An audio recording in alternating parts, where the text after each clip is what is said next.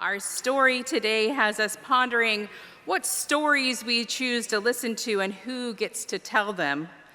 How many know the story of the three little pigs? You know the story from their perspective, but do you know the story from the big bad wolf's perspective?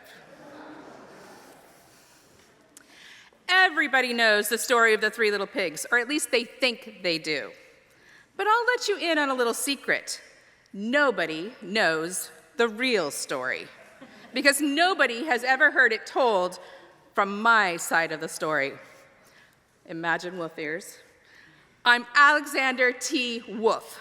You can call me Al. I don't know how this whole big bad wolf thing got started, but it's all wrong.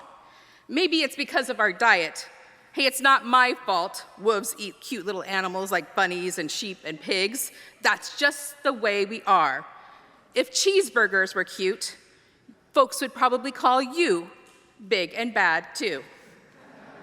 But like I was saying, a whole big bad wolf thing is all wrong. The real story is about a cup of sugar and a sneeze. This is the real story. Way back, once upon a time, I was making a birthday cake for my dear old granny. I had a terrible sneezing cold, and I ran out of sugar. So I walked down the street to ask my neighbor for a cup of sugar. Now, this neighbor was a pig, and he wasn't too bright either. He had built his house out of straw. Can you believe it? I mean, who in his right mind would build a house of straw? So, of course, the minute I knocked on the door, it fell right in. I didn't want to just walk in, so I called out, little pig, are you in? No answer.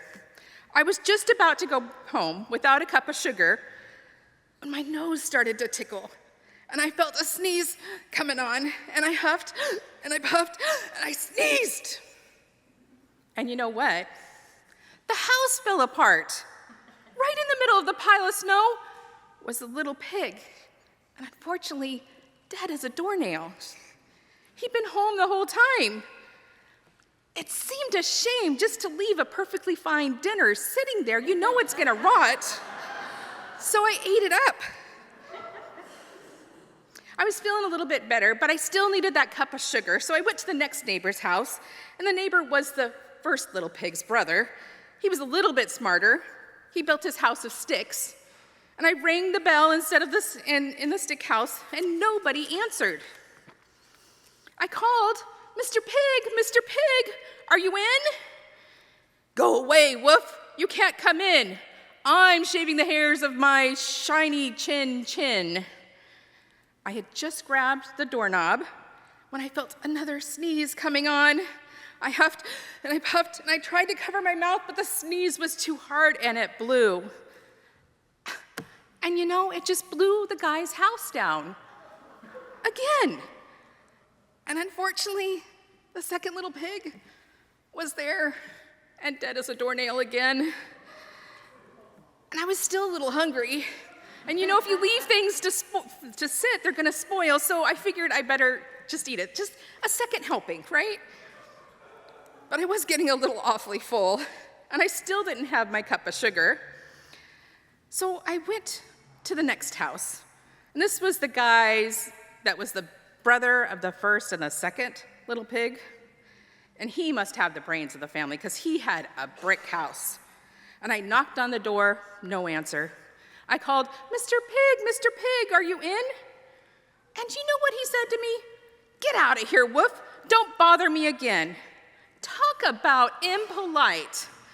He probably had a whole sack full of sugar, and he wouldn't give me one little cup. What a pig. I was just about to go home and maybe make a nice birthday card instead of a cake when I felt my sneeze coming on again. I huffed and I puffed and I sneezed once again, and the third little pig yelled, "And your granny can sit on a pin." Now, I'm a pretty calm guy. But when somebody talks about my granny like that, I go a little crazy.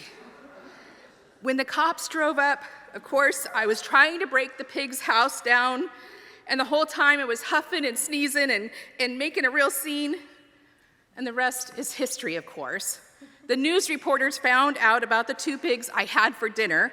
They figured a sick guy going to borrow a cup of sugar didn't sound very exciting. So they jazzed up the story with all of that huff and puff, blow your house down, and made me the big bad wolf. That's the real story, and I was framed. So this is a humorous story, right? But it raises the question, how do you know the version of the story you've been told is true and it represents everyone's truth? Sometimes who we think is the hero is only the hero because that person got to tell the story and no one else got to tell their truth. So let's remember our deep powers of deep listening to seek out the stories of all involved.